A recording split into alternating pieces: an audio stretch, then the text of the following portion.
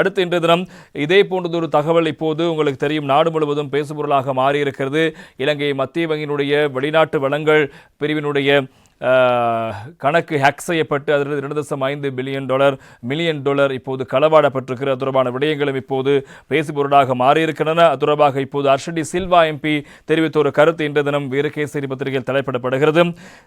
திரைசேரி செயலாளரிடமிருந்து முறையான பதில் இல்லை, ஹர்ஷடி சில்வா எம்பி விசனம் என்பதாக அந்த செய்திக்கு தலைப்பெற்றிருப்பதை நாங்கள் காணக்கூடியதாக இருக்கிறது.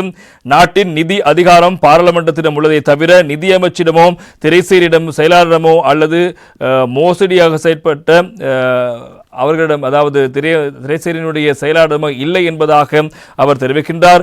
மோசடி செய்யப்பட்ட $2.5 மில்லியன் தொடர்பில் திரைசேரியின் செயலாளர் முறையாக பரிசீலிக்கவில்லை என்பதாக கலாநிதி ஹர்ஷடி சில்வா எம்பி அவர்கள் தெரிவித்த கருத்தும் இன்றைய தினம் முக்கியமான செய்தியாக இருப்பது நாங்கள் காணலாம். எனவே அரசாங்க நிதி பற்றிய குழுவின் தலைவரும் பார்லிமென்ட் கலாநிதி ஹர்ஷடி சில்வா அவர்கள் இந்த விடயம் தொடர்பாக தனது நிலைப்பாட்டை அறிவிக்கும் போது இதனை குறிப்பிட்டிருக்கின்றார்.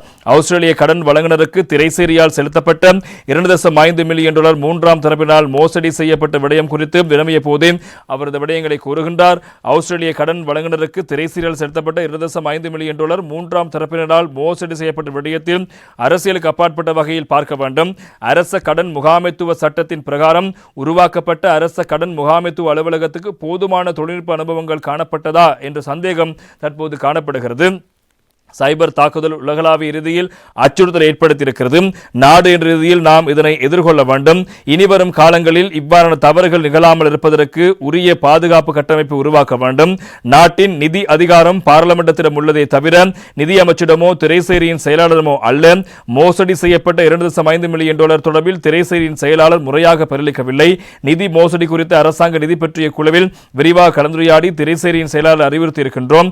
இந்த விடயம் குறித்து எதிர்வரும் பார்லிமென்ட் விசேட கூற்றை முன்வைக்க தீர்மானித்திருப்பதாகவும் ஹர்ஷடி சில்வா தெரிவித்த விடயங்களும் பிரதானமாக இருப்பதை காணலாம்.